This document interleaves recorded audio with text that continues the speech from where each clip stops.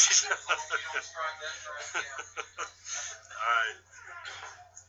Mr. Stokes. Okay, evening, Commissioners.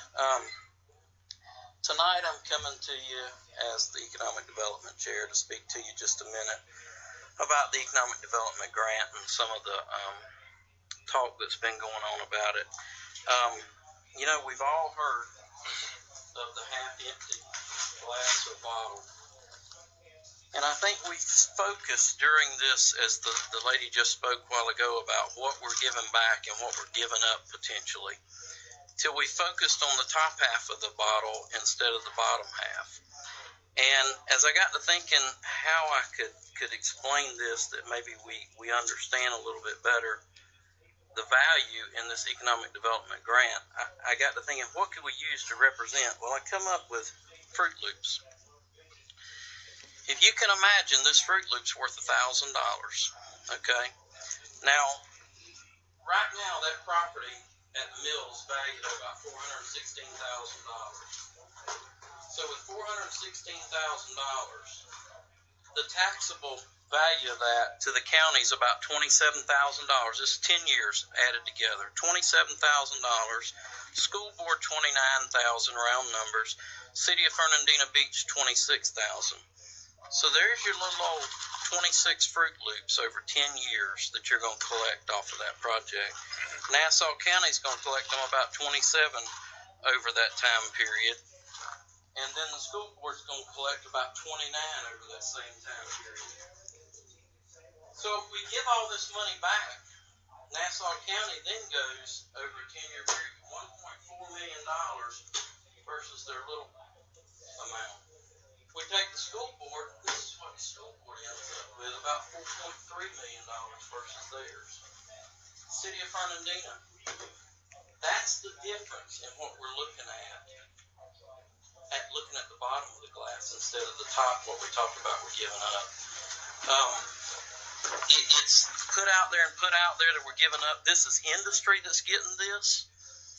This money from the school board here, each one of those folks that go to work out there are going to pay for a home, hopefully, that they've got here in the county. They're going to pay their school board taxes then, too. So this is free money to the school board, and it's not tied to a road project. It's not tied to anything. They can use that $4 million however they see fit. So I think we've got to focus a little more on what we're going to collect instead of what we're worried about that we're going to give away that we don't even have if they don't come. We don't have anything to give away if they don't come. If they don't perform every year, we worry about, well, what happens if they don't perform? Well, guess what? If they don't perform, they don't get their tax break. You just keep the check.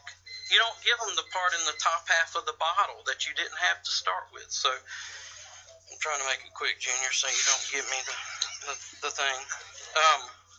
So anyway, in my mind, there's very little way for us to lose in this. And I'd like for you to focus a little bit more on what we're going to keep. And in my opinion, I heard someone say, you know, let's just get one of these because we got Project Mom. I've used LignoTech as an example. If this was Project Mom at Crawford Diamond, instead of there being 20-something there'd only be one in each one of those top pieces. But the bottom ones would still be the same full.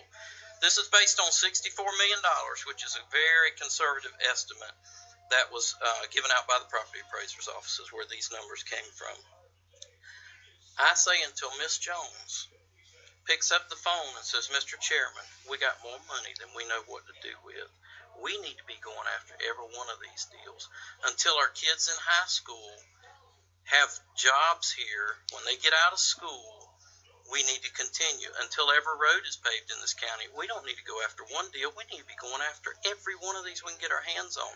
It's a deal. This one here is going into a mill that's already in place using a waste product. What better could we get?